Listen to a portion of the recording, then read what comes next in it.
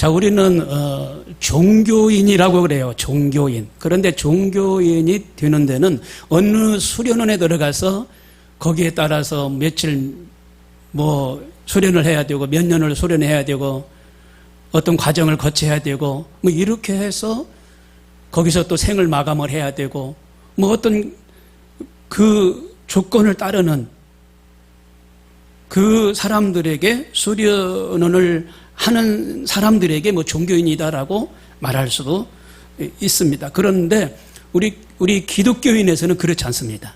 기독교는요, 예수님을 믿고 거듭나야만이 종교인이에요. 예수 그리스도를 믿어야만이 거듭나는 겁니다. 거듭나지 않으면 안 돼요.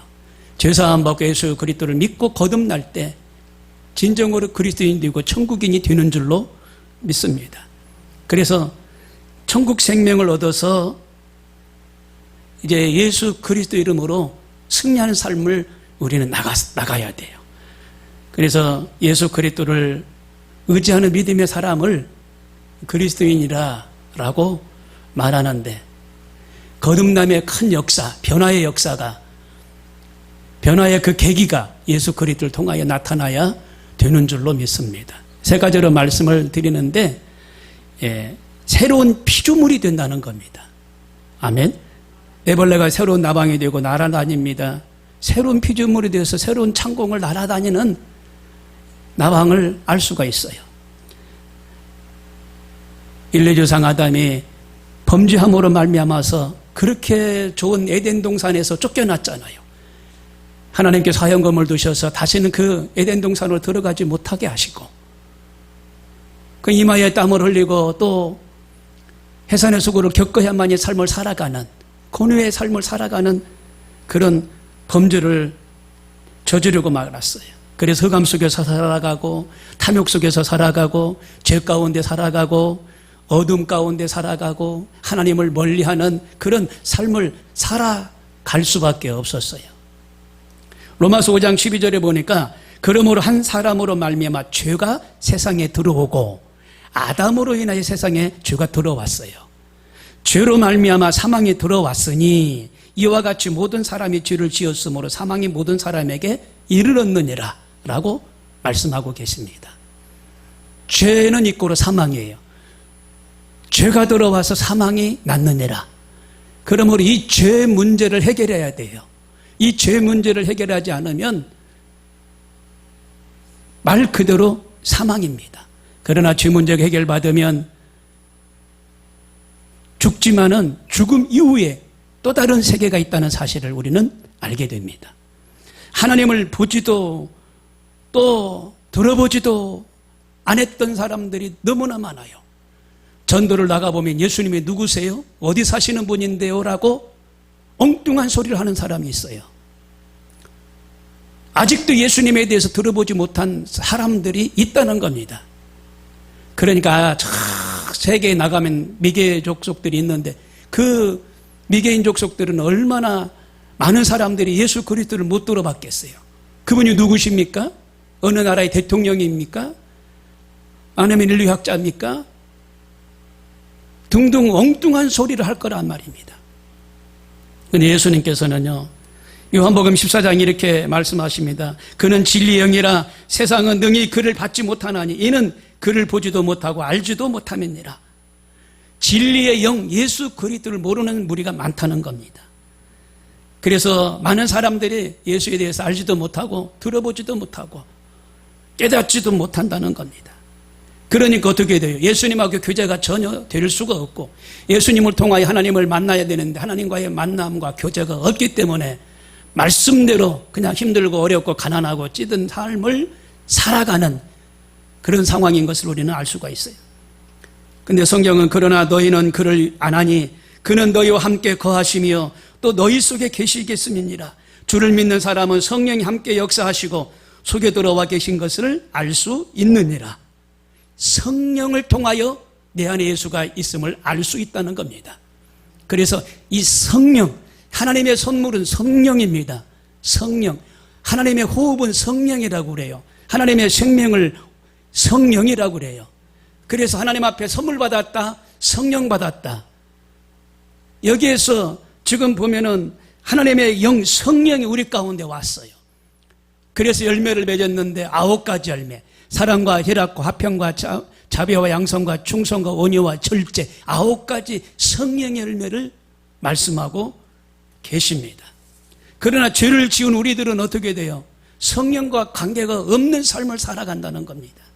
세상 사람들은요, 이 9가지 열매와 관계없이, 성령님과 관계없이 희망이 사라지고 절망 가운데 삶을 살아간다는 겁니다. 그들은 무엇을 하고자 하되 어디에서 왔으며 어디로 갈 수 없고 어디로 가는지 모르고 삶을 살아간다는 겁니다. 하나님 없는 사람은요, 이와 같아요. 왜 사는지, 내가 왜 먹고 마시며 어디로 가는지 알지 못한다는 겁니다.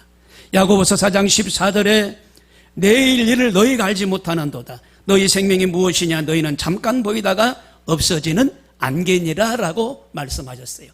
하나님을 떠난 삶은 잠깐 있다가 없어지는 안개라는 겁니다.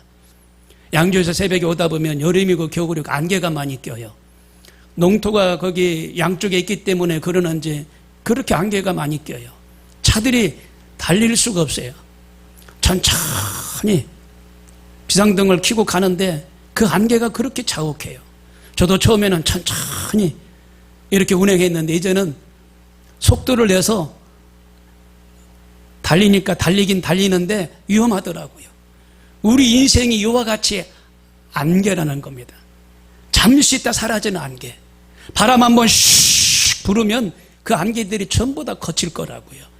그런데 예수님을 떠난 삶은 이와 같은 삶이라는 겁니다. 꺾인 풀과 같이, 베인 풀과 같이 생명이 없는 삶을 살아간다라고 말씀하고 계십니다. 그래서 예수님 믿어야만이 새로운 피조물이 돼요. 예수님 믿지 않으면 속빈 강정입니다.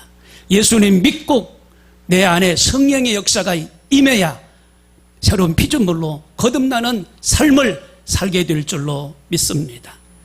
두 번째 보니까 수가성 우물가의 여인이 나오는데 예수님께서 그 여인에게 변화되어야 된다라고 말씀하셨어요. 문제도 던지셨지만 또 문제 가운데도 답을 또 말씀하신 분이 예수님이셔요. 수가성은 사마리아에 있는 그 독립 밖에 있는 조그만한 마을인데요. 그때 당시 많은 전쟁이 있었잖아요. 고아들이 많이 생겼잖아요. 이 고아들이 어디 갈 데 없는 거예요. 그래서 성 밖에 평지에 사마리아라는 곳에 임시초소를 마련해 준 곳이 그곳이에요. 예전에 우리 유교를 겪었는데 임시초소가 없었잖아요. 재난민들, 실향민들, 고아들, 그런데 성남 어딘가에 그런 촌을 만들어줘가지고 자립할 수 있도록 해줬던 것을 우리가 알 수가 있어요. 저 뚝섬 근처에 그런 공간을 만들어서 그들이 거처할 수 있는 그런 자리를 제공해줬던 걸로 알아요. 사마리아가 그랬습니다. 전쟁으로 인하여 미망인들, 고아, 할 것 없이 많은 사람들이 여기저기서 모여들었어요. 그 사람들이 유대인이냐? 유대인이 아니에요. 예수님은 유대인의 혈족을 가지고 있는데 유대인이 아니에요. 그러니까 유대인하고 그들 가운데 갈등은 있어요. 말도 안 하는 갈등. 강아지 취급을 받는 그런 갈등이 있었어요. 야, 너희들은 혈통이 없다, 혈통이. 니네들은 혈통이 없어. 여기저기에서 그냥 모인 애들 아니냐. 이렇게 했기 때문에, 그때 당시에 그 문화가 그랬기 때문에 혈통이 없는 애들이라 해가지고 말도 안 붙여줬던 그런 사람들입니다.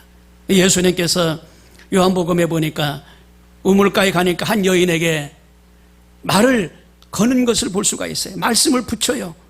사마리아에 있는 수가라 하는 동네에 이르시니 야곱이 그 아들 요셉에게 준 땅이 가깝고 거기 또 야곱의 우물이 있더라. 예수께서 길 가시다가 피곤하여 우물 곁에 그대로 앉으시니 때가 6시쯤 되니라 라고 말씀하셨어요. 예수님도 똑같이 인간으로 이 땅에 오셨잖아요. 그러니까 피곤함도 느끼시고 배고픔도 느끼셨잖아요.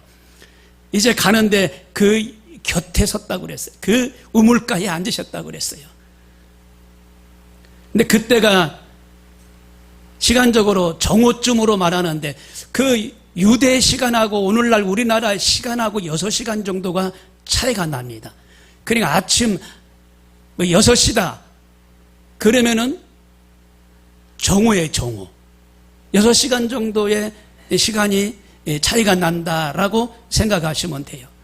그러니까 그때 정오인데 낮이잖아요. 떼약볕이 있고 사람들이 거리에 왕래가 없고 더우니까 쉬고 있는 그런 때잖아요. 그래서 이 여인은 사람을 피해서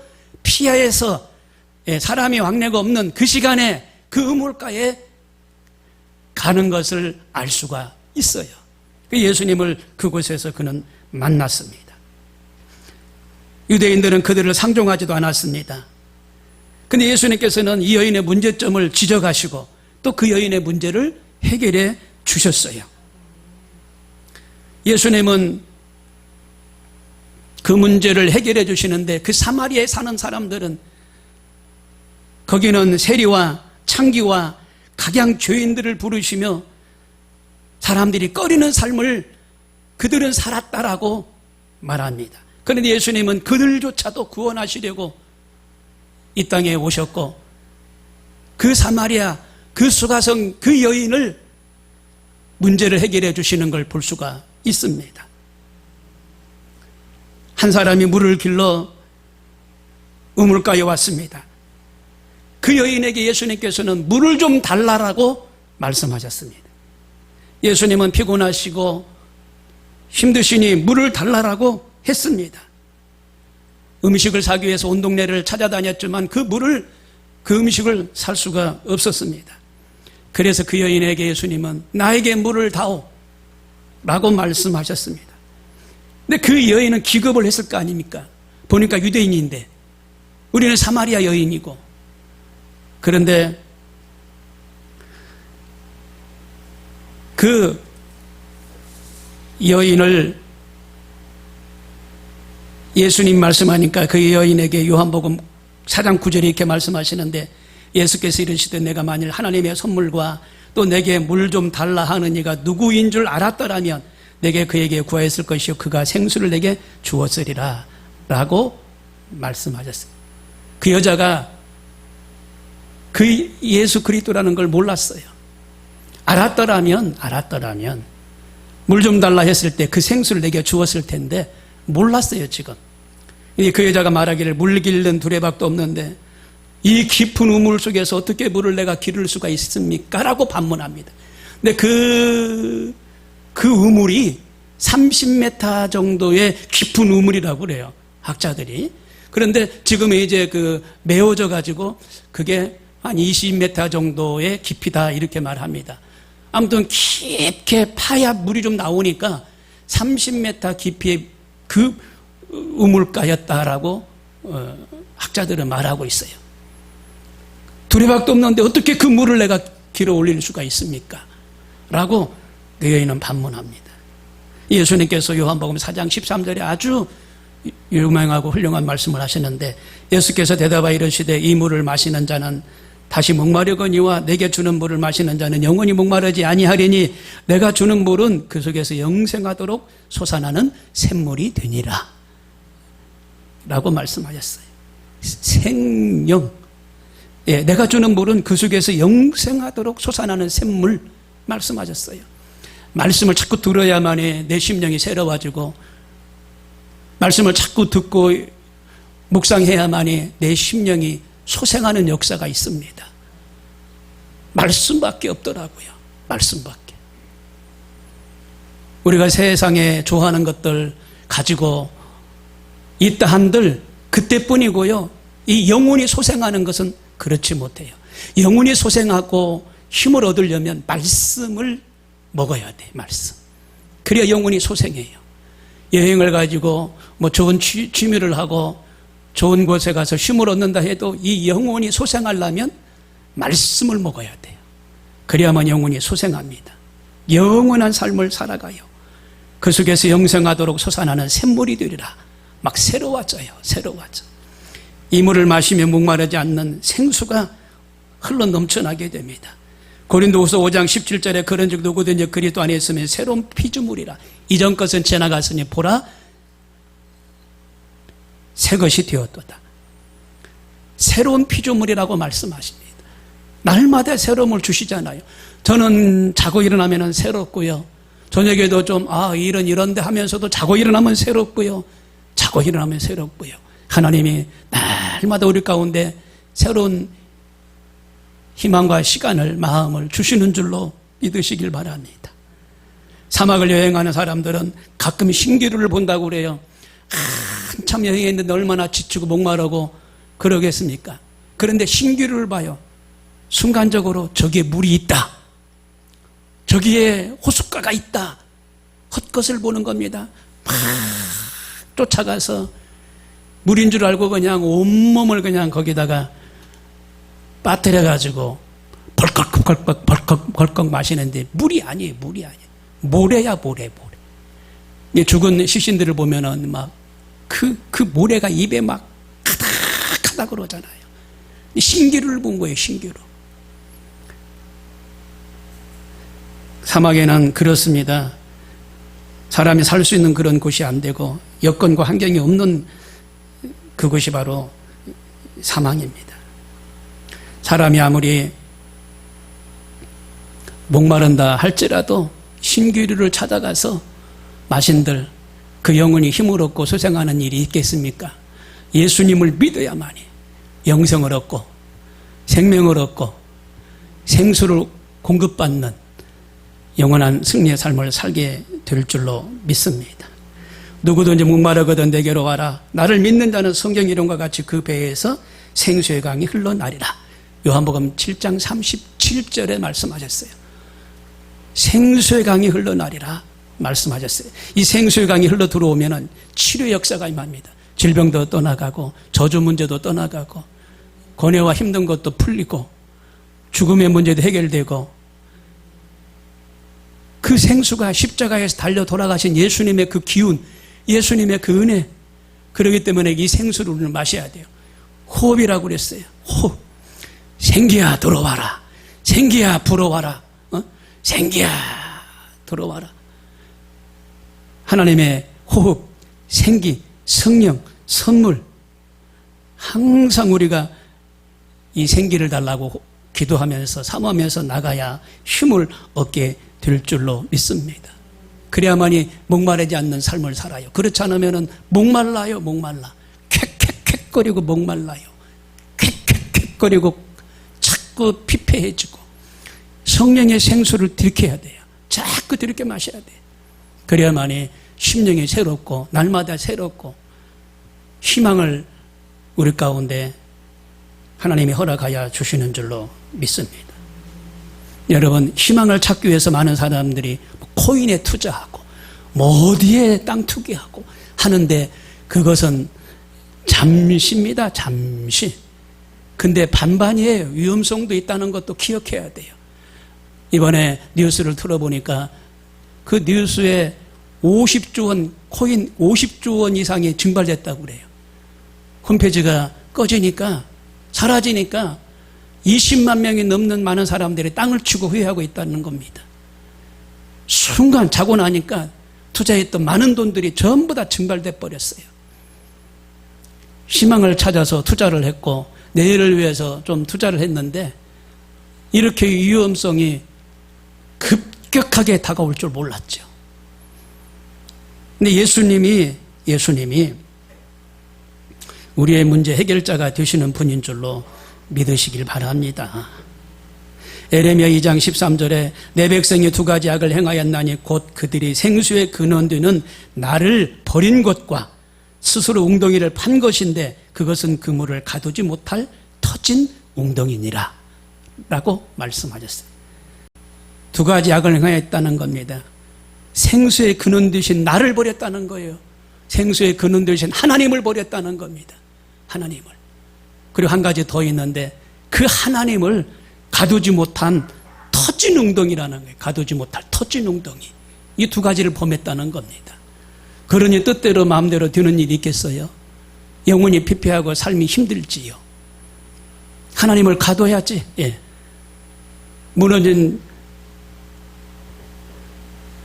떡을 수축하고 하나님을 내 안에 가둬야 되잖아요. 그런데 그러지 않았다는 거야. 터진 웅덩이가 되어 있다는 겁니다. 터진 웅덩이.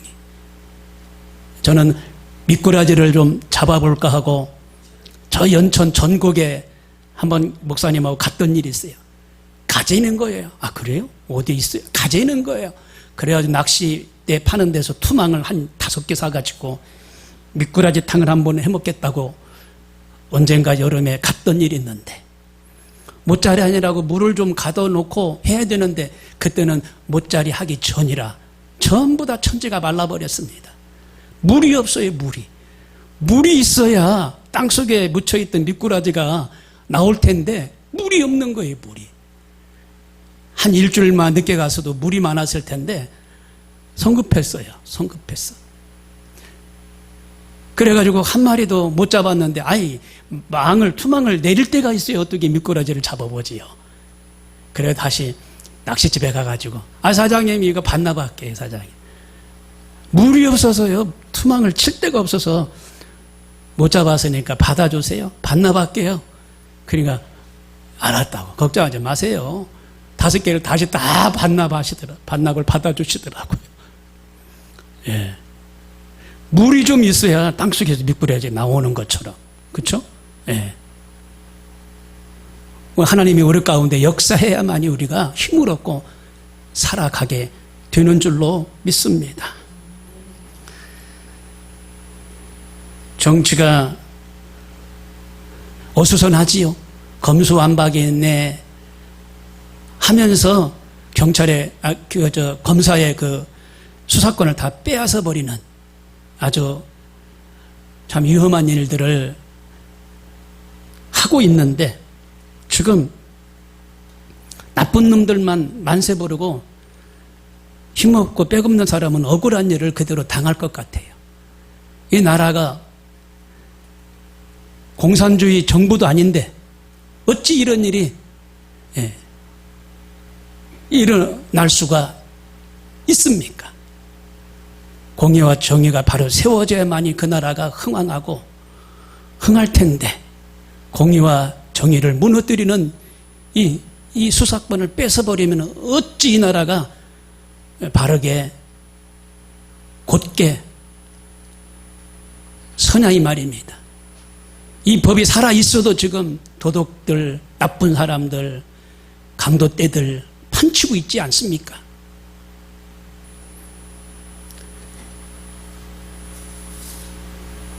하나님께서 이 일에 간섭하셔서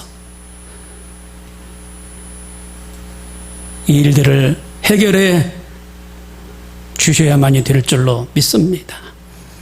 세 번째 보니까 이 생기의 바람이 좀 불어와야 돼요. 주님께서는 생수를 마시게 할 뿐만 아니라 이 생기의 바람이 불어오도록 하시는 거예요. 에스겔 37장 7절에 보니까 이에 내가 명령을 따라 대언하니 대언할 때 소리가 나고 움직이며 이 뼈 저 뼈가 들어맞아 뼈들이 서로 연결되더라. 내가 또 보니 그 뼈에 힘줄이 생기고 살이 오르며 그 위에 가죽이 덮이나 그 속에 생기는 없더라. 또 내가 이르되 인자야 너는 생기를 향하여 대언하라. 생기에게 대언하여 이르기를 주 야훼께서 이같이 말씀하시기를 생기야 사방에서부터 와서 이 죽음을 당한 자에게 불어서 살게 하라 하셨다 하라. 이에 내가 그 명령대로 대언하였더니 생기가 그들에게서 들어가며 그들이 곧 살아나서 서는데 극히 큰 군대가 되었더라 라고 말씀하십니다. 대언하라고 말씀하셨잖아요. 선포를 말합니다. 이 뼈들이 능히 살겠느냐? 선포하라는 겁니다. 선포. 예수 믿는 사람들은 선포의 능력이 있어요. 생기야 불어와라 하면서 선포하시길 바랍니다.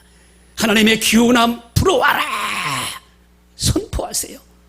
사는 역사가 있습니다. 죽었던 이 뼈들이 달라붙더니 그냥 큰 군대가 되었다라고 말하잖아요. 그래서 이 사람의 이 선포는 능력이 있어요. 능력. 바람이 생깁니다. 생기. 하나님의 호흡입니다. 하나님의 기운입니다. 힘입니다. 그러므로 우리는 선포해야 돼. 무덤도 물러가고 죽음도 떠나가고 마귀 원수 마귀도 떠나가고 가난과 저주도 떠나가고 질병도 떠나가고 예수 믿지 못하도록 막고 있는 저주받은 원수 마귀도 막 떠나가라고 선포할 때 하나님은 역사하셔요. 내일부터 목요일까지 전국 사모 세미나가 오살리 금식기도원에서 있어요. 있는데 강사님들을 쭉 보니까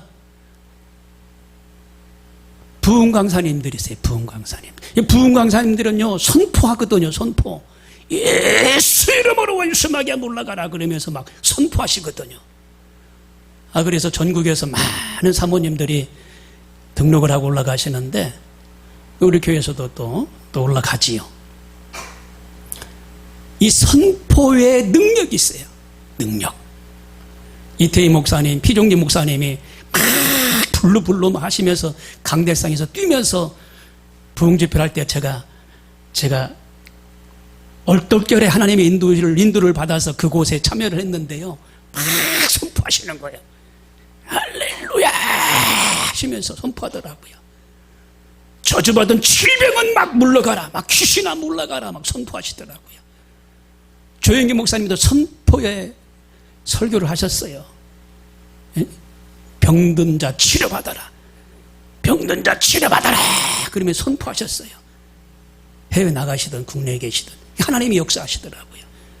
여기에서 선포하라고 말씀하셔요. 뼈들아, 이 뼈가 능히 살겠느냐? 예. 뼈들아 생기야 불어와라 하니까 사는 역사가 일어났어요. 얼마 전에 사카이 순복음교회라고요. 모리타 요시스쿠 목사님, 일본의 목사님이세요. 이 목사님이 일본의 순복음교회를 현재는 담임하고 계시는데 이분이 이제 가족신문에 나왔어요. 간증이. 근데 놀라운 기적이 있었어요. 갑자기 막 구토가 나오고 팔다리가 막 이렇게 굳고 병련이 일어나고 그런 어떤 병이 있었나 봐요. 근데 여기 일본인데 조영기 목사님이 가셔서 일본말로 막 설교하셨잖아요. 근데 그때는 테이프가 많았어요. 테이프. 근데 이 테이프를 그분의 그 누이가 테이프를 한번 들어보라고 이렇게 줬다네요. 일본말로 된 설교 테이프를. 그런데 집에서 텔레비전 볼 때도 그냥 그런 일이 없었는데 누구 말도 들리지 않고 그냥 그런 역사가 없었는데 이 테이프를 한번 들었는데 하루 종일 들었다는 거예요. 하루 종일. 이 테이프에서 말씀이 막 나오는데 그렇게 막 은혜가 되더래요. 네. 그래서 그 일본말로 된 테이프를 계속 하루 종일 막 들었다는 겁니다. 많은 시간이 흘렀어요. 근데 또 그 다음날 부흥소회가 있었습니다. 부흥소회를 가야 되겠다 마음먹고 이제 갔는데 그때부터 마음이 편해지기 시작하는 거예요. 근데 또 그때 당시 조영기 목사님이 채찍에 맞음으로 너희는 나음을 입었도다 막 그러시더라는 거예요. 그러니까 본인한테 말씀하시는 줄 알고 자기가 막 아멘 아멘 떼굴떼굴 굴렀대요. 예. 그래서 그는 희망을 갖게 됐는데 그때 또 생기야 불어라 또 그러시더래요. 치료의 생기야 불어와라 막 그러시더래요. 일본말로. 막 그러니까 막 시원한 바람이 강한 바람이 막 자기 몸을 감싸더래요. 그래서 눈도 뜰 수도 없었고 몸이 막 굳어 있는 상태고 뭐 헛구역질도 나고 그런 일이 있었는데 예수님의 채찍에 맞았다는 소리에 자기가 막 이 힘을 얻게 됐다는 거예요. 힘을. 그래가지고 팔다리가 움직이기 시작하고 눈이 뻑뻑하고 무거웠는데 눈이 시원해졌고 그 뒤로부터 6개월 만에 온 몸이 건강하게 되었다라는 겁니다. 그래서 그는 일본의 신학교를 들어가고 사카이 순복음교회를 지금 목회하고 있는데 순복음 가족신문에 나온 말이에요.